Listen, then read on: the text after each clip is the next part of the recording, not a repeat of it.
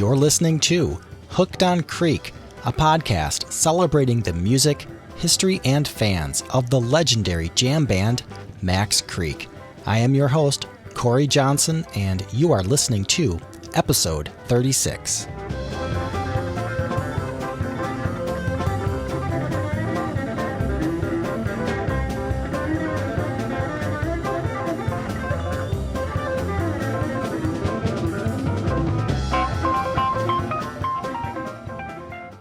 Thank you for joining me on episode 36 of Hooked on Creek.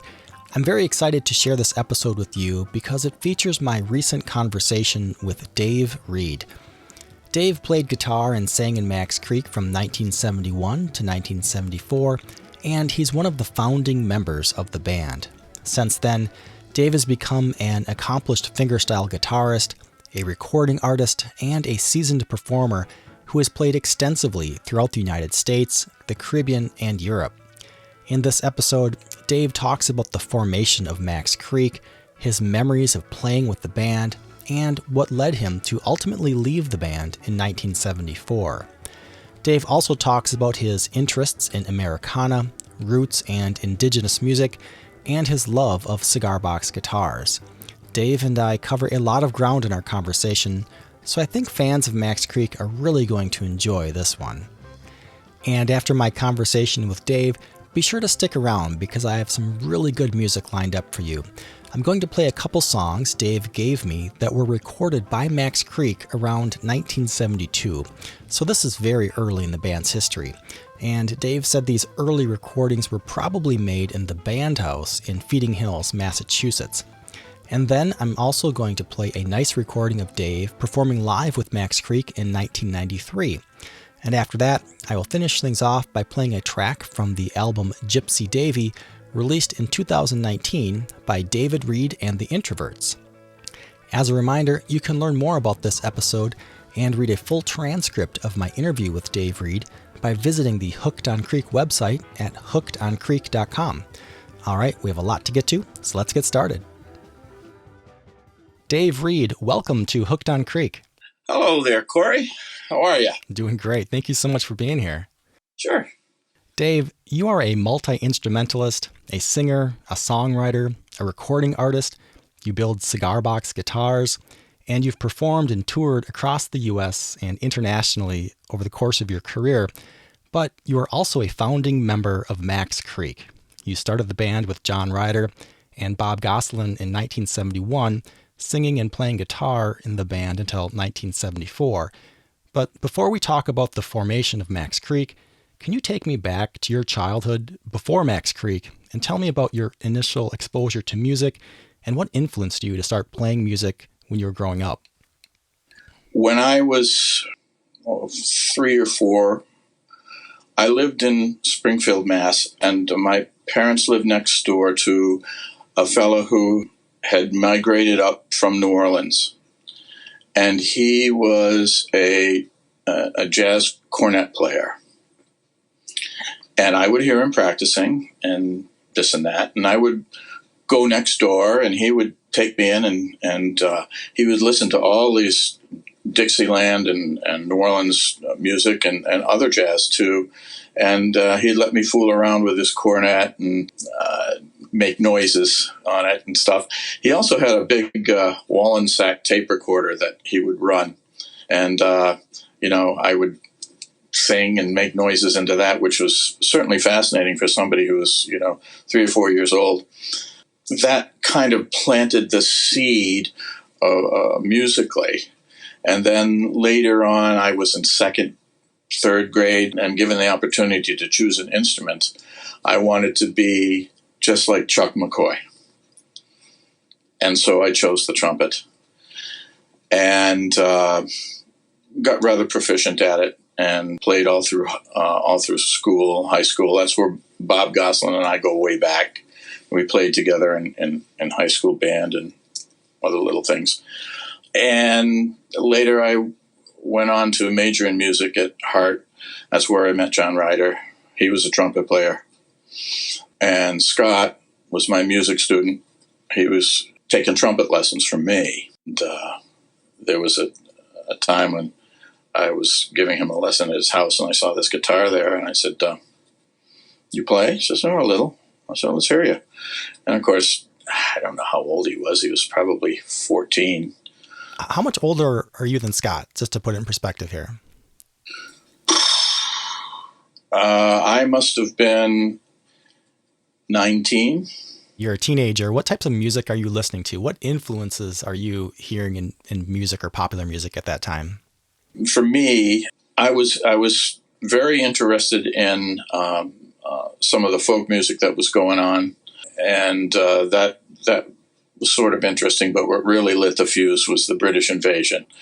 You know, you have the Beatles, you have the Rolling Stones. The first live concert I ever went to, I was 15. I went to see the Dave Clark Five, and that, knocked my socks off. But as a trumpet player, I noticed all of these bands didn't have trumpets in them. But at that same time, Herb Alpert, Al Hirt were on the scene, and they were playing.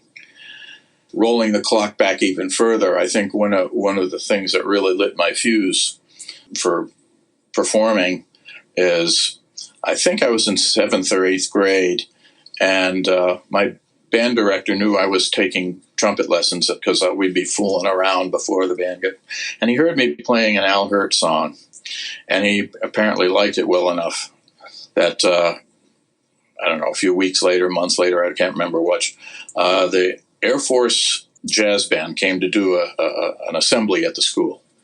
And he said to me, "How would you like to play Al Hirt, the Al Hirt song, which I think was Java, with the Air Force Jazz Band?" Well, I had no frame of reference of what that meant. I said, "Sure, that'll be okay." The band came, and I was eventually brought up on stage. And, of course, there's no rehearsal or anything like that. And they said to me, "What key are you in?" And I told them, and they said, "Just start."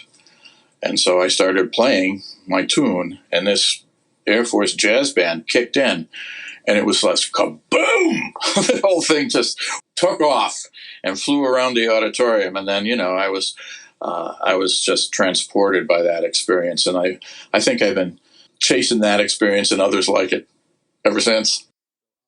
Max Creek, the band, started in 1971 when you were at Hart College, right? It was actually a little before that. Oh, was it? Okay. Yeah, because John and I were getting together, and we were both very much into the Americana roots music. And we were both beginning to dabble with writing our own songs. We both played a little bit of guitar, but that wasn't our major or anything, and neither of us, as far as I know, had any lessons or any training. And so we were just self-taught, and we enjoyed getting together and, singing some of these old folk songs, which I noticed there's still some of them in their repertoire.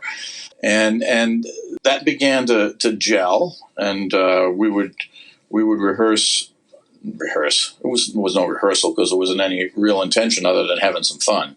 Sometimes at his fraternity house, and that's where Mark Mercier lived, and John Archer and Biff Mellon and a bunch of these other people who were instrumental in the beginning parts of the band. And they encouraged us to keep going. So we learned more stuff, and I said, I've got this friend of mine back home, grew up with, I played with him for years. He plays drums. Let's see what happens. So I brought Bob in, and we had this little trio. And we started doing, some of these old things like Crawdad Hole and Going Down the Road Feeling Bad, and some old Woody songs and things like that. But we bumped them up a notch with amplifiers and drums. So that was fun. That was fun, and it began to catch on for us. And John, with his Southern roots, really resonated with that stuff. And all of us at that point in time, I think, had some kind of a naive or romantic predilection for the old times, and we kind of gravitated towards that. Tell me about the song "Back Porch Boogie Blues." Okay, that was a tune that I wrote. I was working on that, kind of a bluegrassy flat picking sort of thing, instrumental tune, and we were playing it in the band, and that's one of the tunes that we played when I brought Scott into the band house basement to rehearse and to jam, and he played that, and man, that lit that song on fire.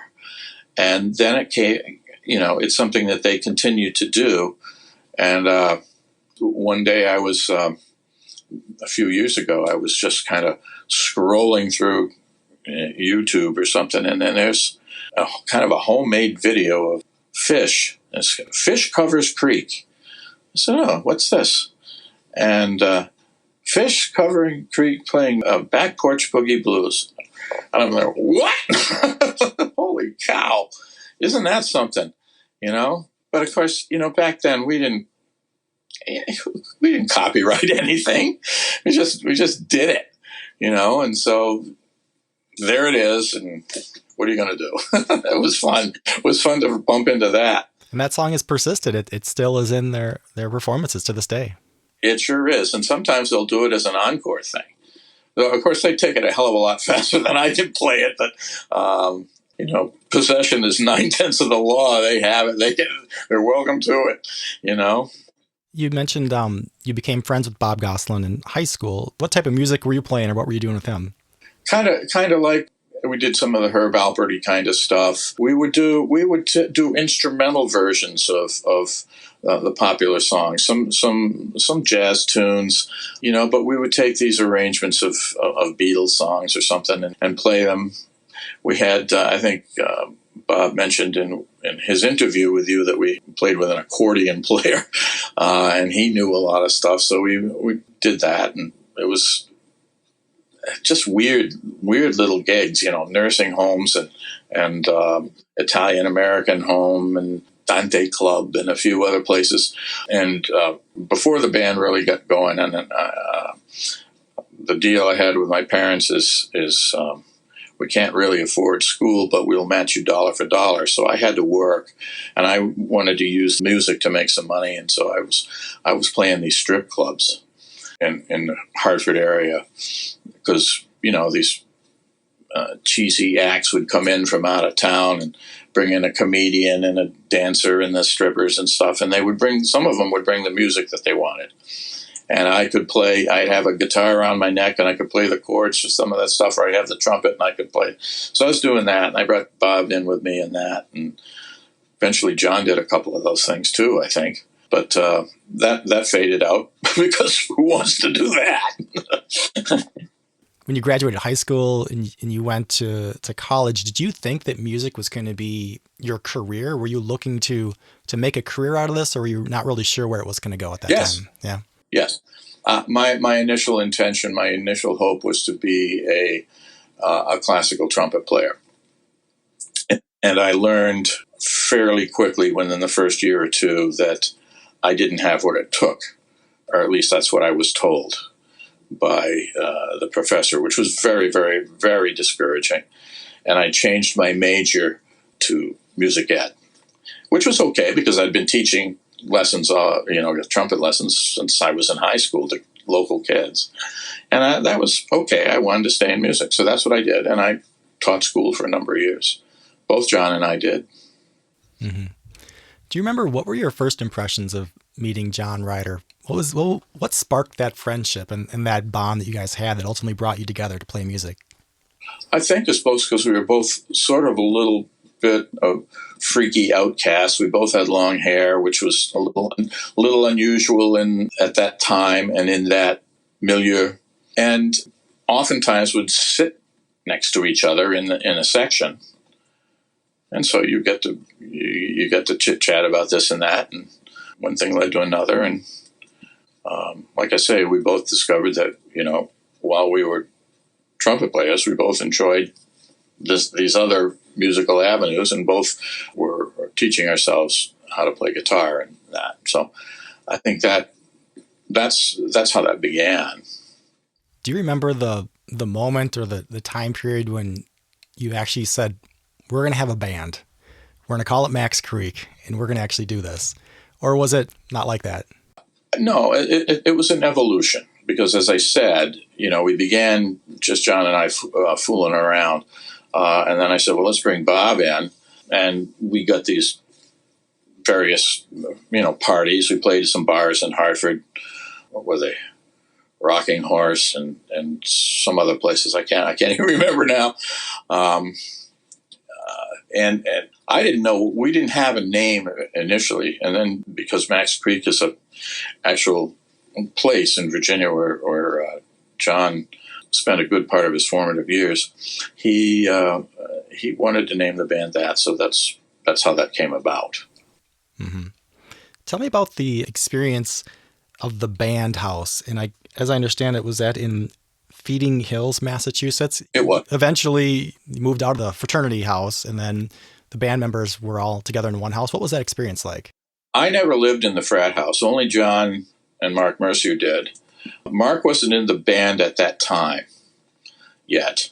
Bob and I rented a house in Feeding Hills, and Bob was married at the time, and I was living with someone who eventually did become my wife. And we thought, we'd graduated from school, and we thought, so John couldn't live in his frat house anymore. Why don't you come and stay with us? And so he did, and it made rehearsing and things much better. And Scott lived in the adjacent town, and I had him come up to the house and sit in with us, and that seemed to really bump it up a notch. And,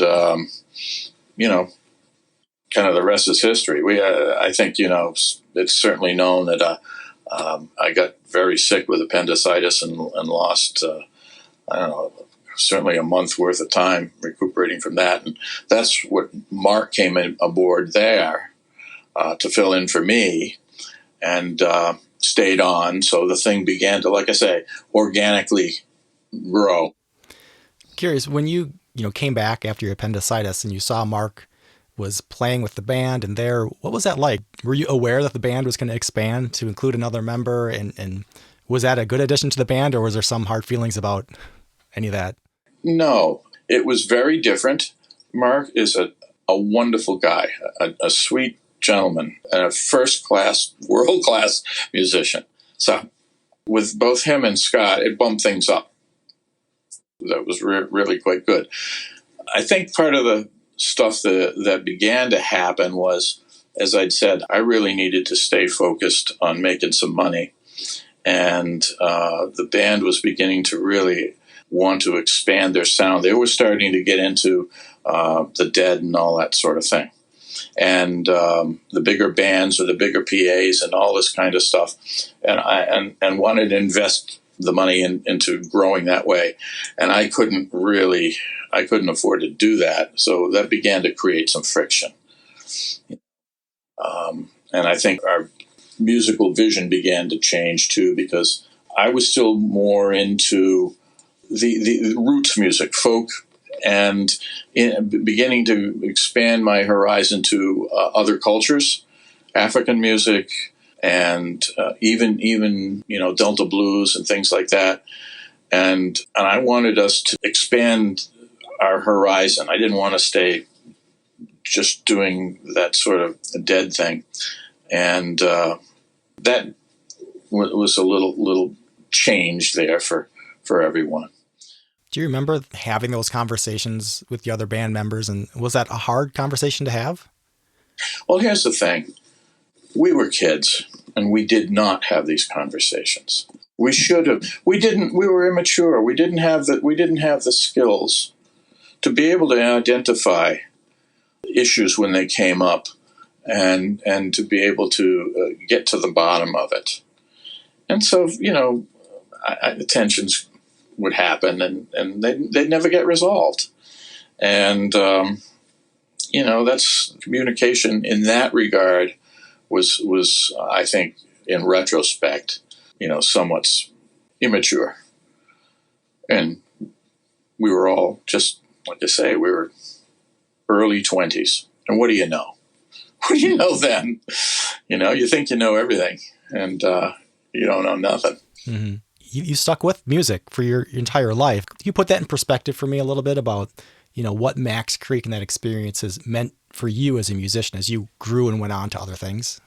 Well, I am proud to be affiliated and associated with them. The way things spun out, we didn't remain in close contact. Occasionally, they would invite me to play a reunion sort of thing now and again, which I would do.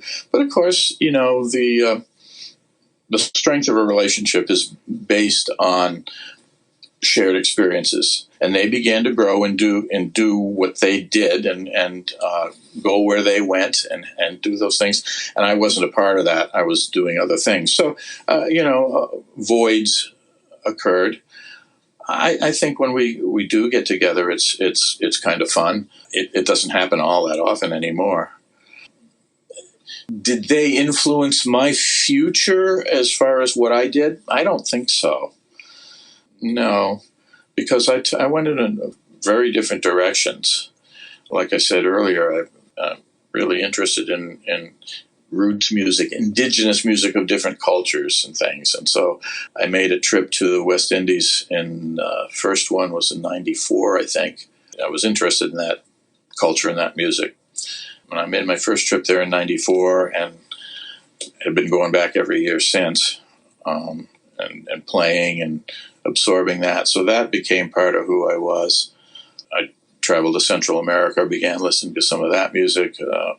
Never been to Africa, but I like to listen to the various kinds. So that's what I'm saying. I began to be influenced by that, and try to bring that into my playing. And then I started to get really interested in fingerstyle guitar, because when I was playing with the band, with Max Creek, I was the rhythm player.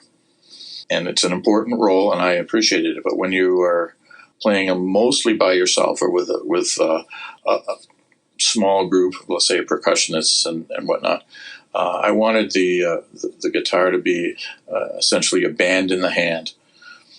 And my thumb is my bass player, and my fingers are my rhythm and melody, and I think of the guitar as a drum, and that's kind of where I was going. I've expanded on that somewhat since. You've recorded a number of solo albums. You've recorded some work with some other bands. But what I learned about you also is that you build, what's it called? Cigar box guitars. Can you tell me a little bit about that? Sure. That too harkens back to my interest in primitive and indigenous cultures and the instruments that they played, and the fact that they wanted to create this spiritual and musical experience out of whatever they had around. So it doesn't matter what country or what continent you go to, you will find something that has a string on it, or some sort of drum, some sort of flute, wind instrument. And in this country, we have certainly the African influence brought over, unfortunately, by the slaves. And they made instruments out of things that they had around. Later on, right around the Civil War, people were still making instruments out of found objects and whatnot. But cigars had been sold prior to the Civil War in barrels. And right around the Civil War, they started putting them in boxes, because they could then tax these boxes to help pay for the war effort. It was a lot easier to tax these and register these small cigar boxes than barrels full of cigars. And so there began to be a lot of cigar boxes around. People who couldn't afford to buy a mail order catalog instrument would make the instruments out of cigar boxes or small casks. And that intrigued me. That intrigued me a lot. And I'd heard about them and I learned about them, but I'd never heard one. And I'd only seen pictures. And then, I don't know, somewhere around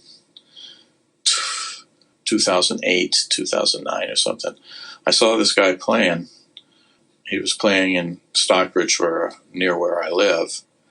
And he was playing in a club that I play in called the Red Lion. And he had a cigar box with one string on it. And the music that he was making on this thing absolutely blew me away. Primitive, simple, but powerful as hell. And I went up and I looked at it and I thought, I can do this.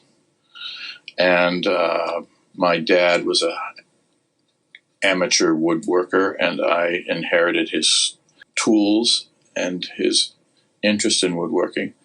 So I put those two desires together to make an instrument with the woodworking stuff, and I made a cigar box guitar. Actually, the first one I made, which I still have, wasn't a cigar box at all. It was made out of an olive oil tin, which, it's what I had. I didn't have a cigar box at that time. And so that is the essence of these instruments. They're homemade, they're primitive. But as my skills improved and I was able to accumulate better materials, all of them are different. They're made from scavenged materials, recycled wood. The early ones, that I would buy these old junky, crappy guitars and take the tuners and electronics and stuff out of them. Now, there's the cigar box guitar world has really exploded, and there's places where you can get parts and you can get all kinds of stuff. So I will buy different pickups or electronics to put in them. But I still enjoy making them from things that I have around. And I've taught myself to play, and they've become an integral part of my show. I do some blues, some Delta blues. I do some country. I do some kind of Indian raga kind of things on them because they're just wild. You can do all, I've actually played it a couple of times with Max Creek. I brought it to two of the reunion shows and did a couple of tunes with them. I think what I played was the Rolling Stones' Dead Flowers with them, with a cigar box. So it has a degree of flexibility to it once you learn how to do it. That leads me to something else I want to talk about. I have a couple questions that came in from some Max Creek fans that they wanted me to ask you. This first one came in from Mike Dumas, who asked, what does it feel like to come back and play with Max Creek at their reunion shows?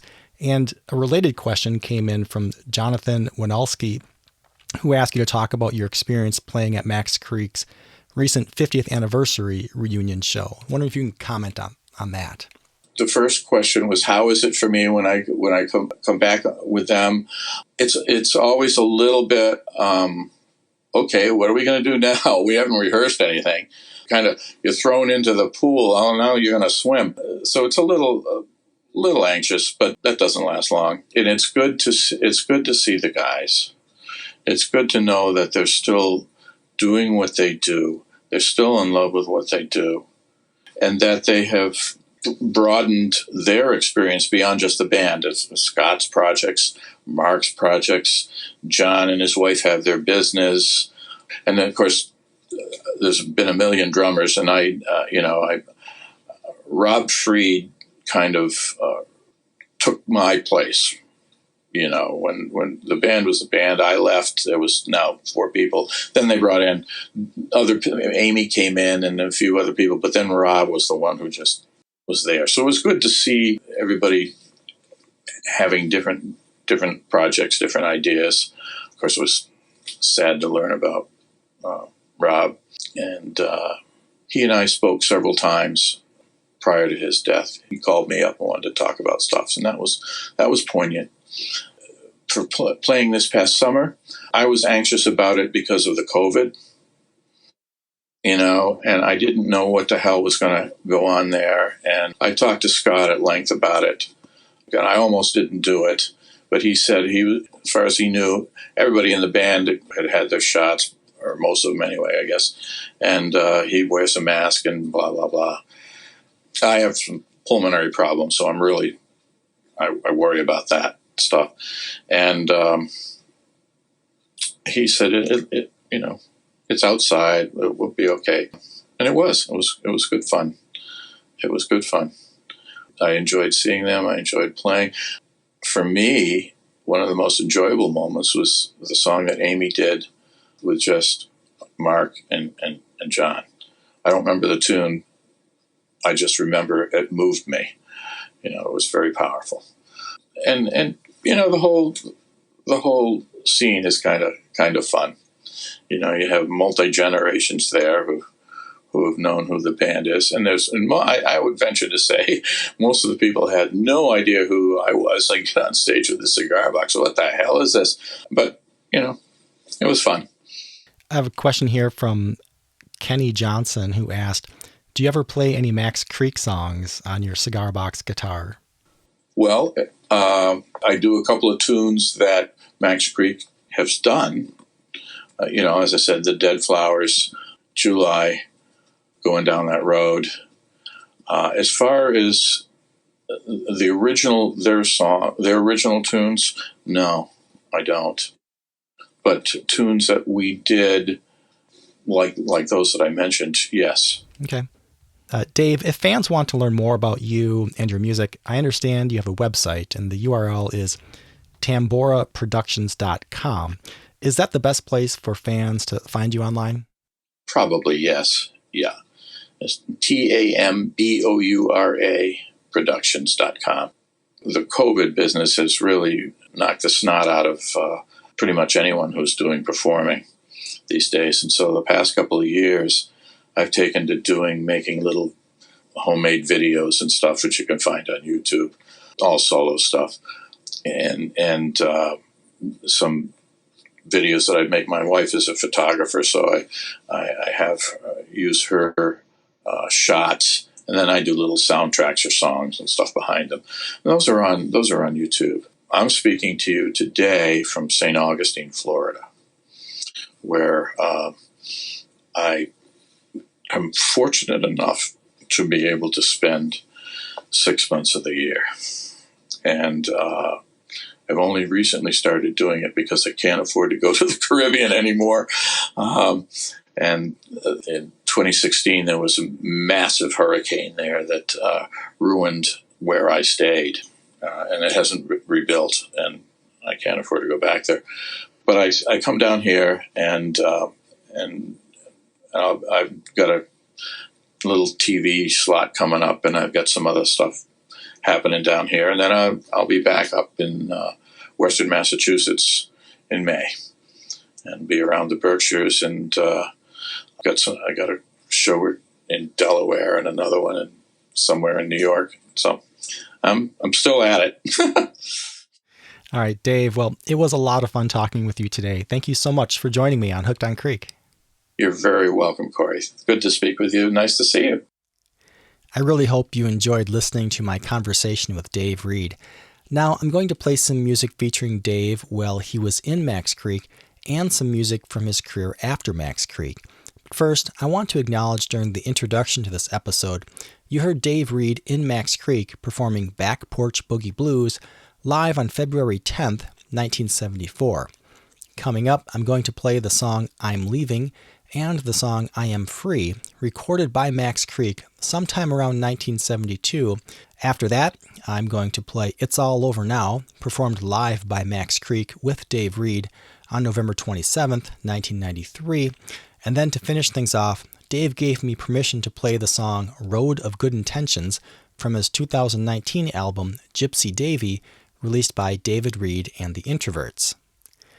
Okay, so now these first two songs I'm going to play were recorded by Max Creek sometime around 1972, most likely at the Band House in Feeding Hills, Massachusetts. Dave sent both of these recordings to me, and from what I can tell, neither of these early Max Creek recordings are posted anywhere online. This first song is named I'm Leaving. It was written by Dave Reed, and it features Dave on vocals and guitar, John Ryder on bass, and Bob Goslin on harmonica.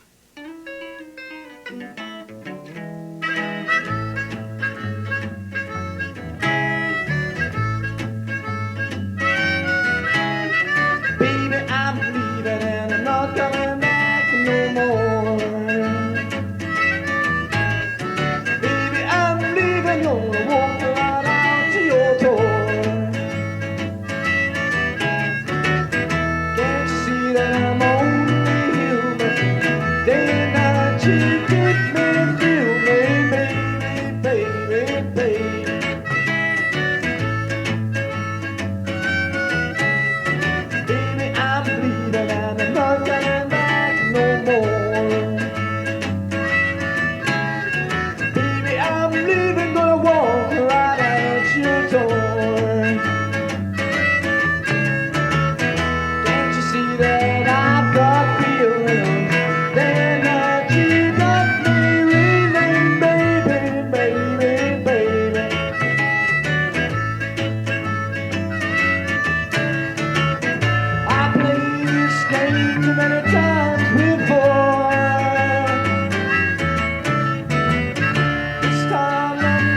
coming back no more. Oh baby, I'm leaving, coming back no more.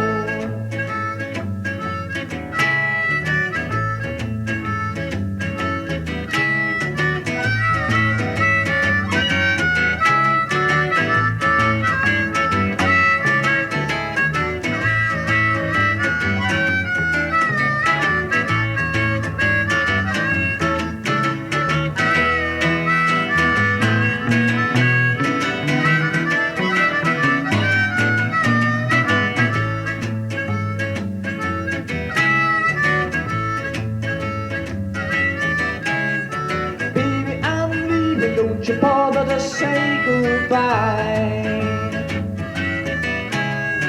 Baby, I'm leaving 'cause I know you didn't bother to try. Can't you see that I'm only human? Day and night you keep me fuming, baby, baby.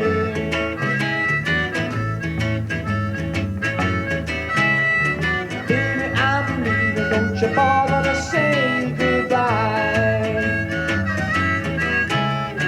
Baby, I'm leaving 'cause I know you didn't bother to try.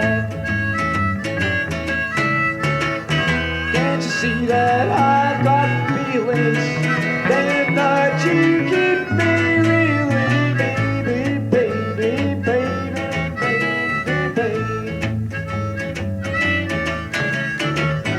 I played this game too many times before. I'm not coming back anymore. I said I'm leaving, I'm going, coming back no more.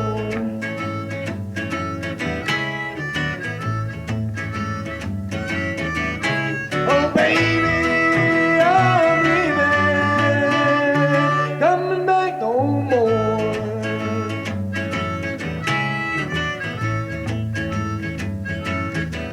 I said, baby, I'm going away, coming back no more.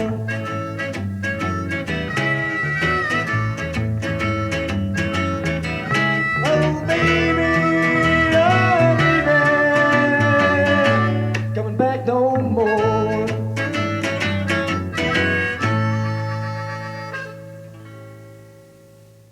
Coming up is another recording by Max Creek from sometime around 1972. This is the song I Am Free, written by Dave Reed, featuring Dave on vocals and guitar, John Ryder on bass, Bob Goslin on drums, and according to Dave, this might be one of the earliest recordings of Scott Morawski in the band.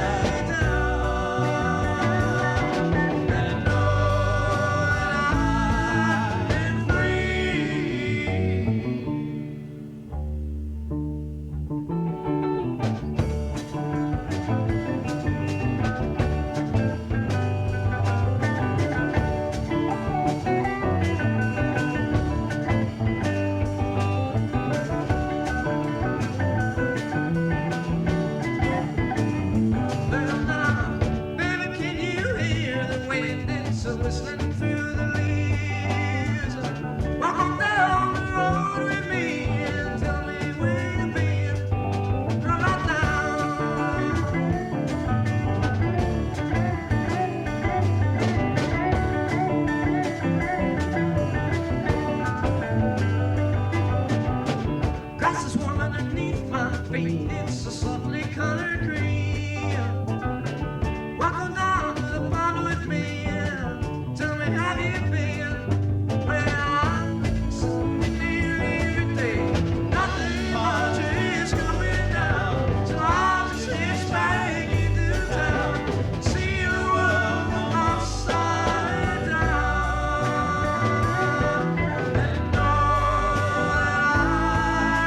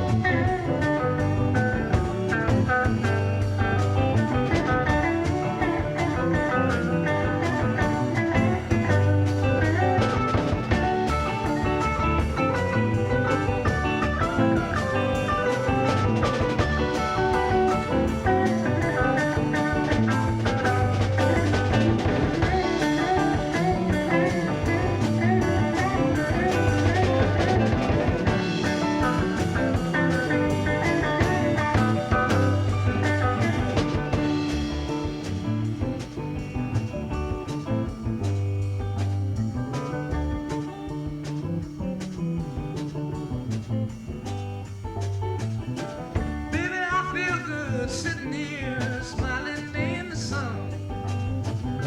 The rooster's crowing and the hay needs mowing, and maybe it won't get done today.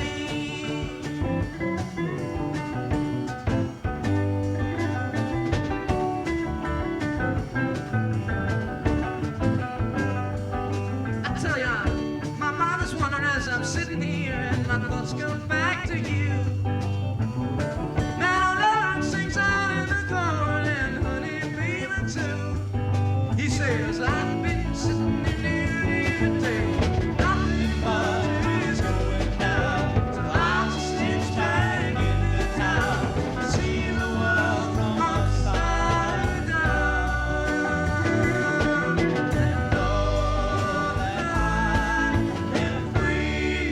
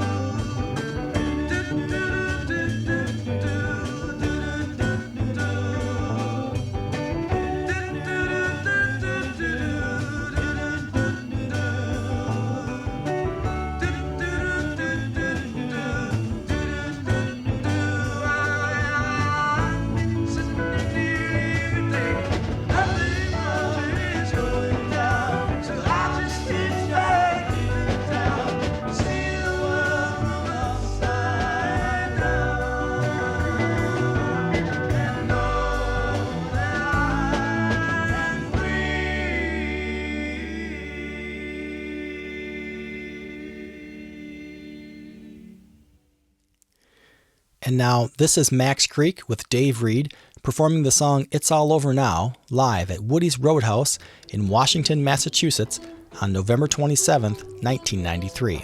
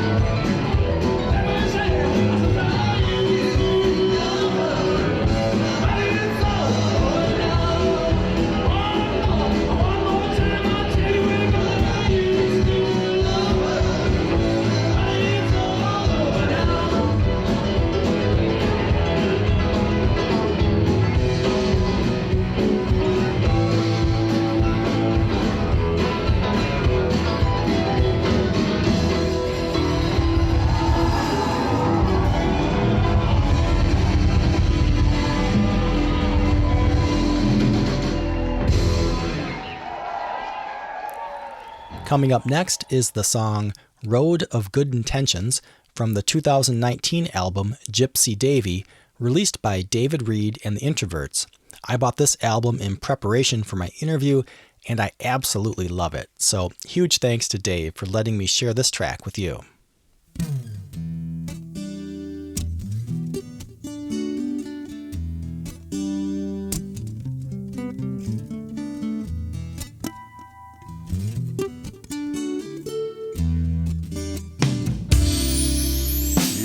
I thought I knew.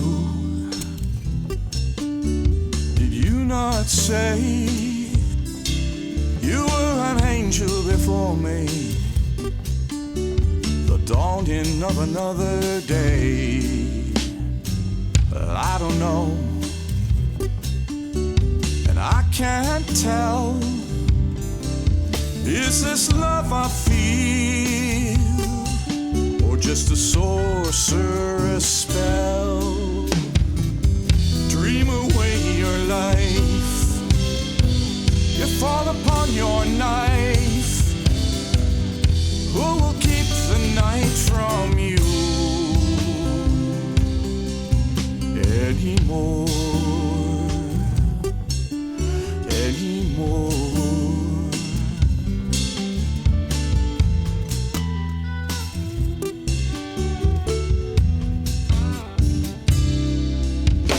You rock your boat as you go for broke. Such a killing joke as your life goes up in smoke. You shatter your glass, uncover your past. Your story's untold, like scarlet ribbons they unfold. Hey, dream away your life, you fall upon your knife. Who will keep the night from you anymore? I've been to that mountain, I walked through the night. Come out of your valley, darling, and into the light. Here I am, where I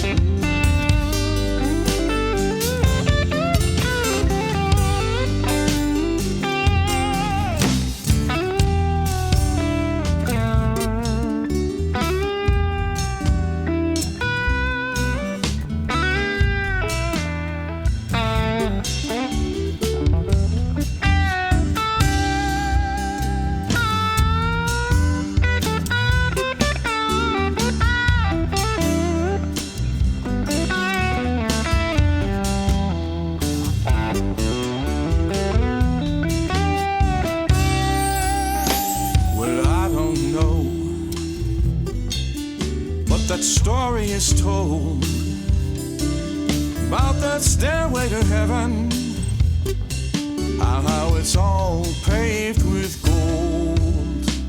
But this I know, the truth I tell, your road of good intentions, it leads all the way to hell.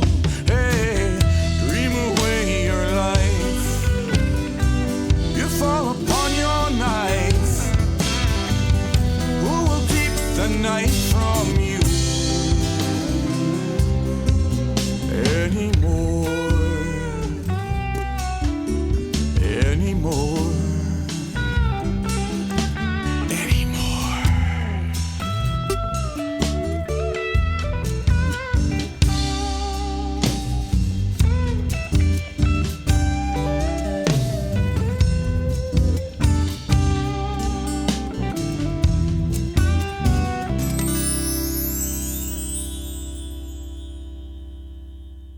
And that concludes episode 36 of Hooked on Creek. It was a huge honor getting the opportunity to talk with Dave Reed, and I really hope you enjoyed listening to our conversation and listening to all the music I included in this episode. If you have feedback about this episode, I would love to hear from you. You can get in touch with me via the contact link on the Hooked on Creek website at hookedoncreek.com or via Facebook, Twitter, and Instagram. Just search for Hooked on Creek to get connected. I look forward to hearing from you. Thanks for tuning in.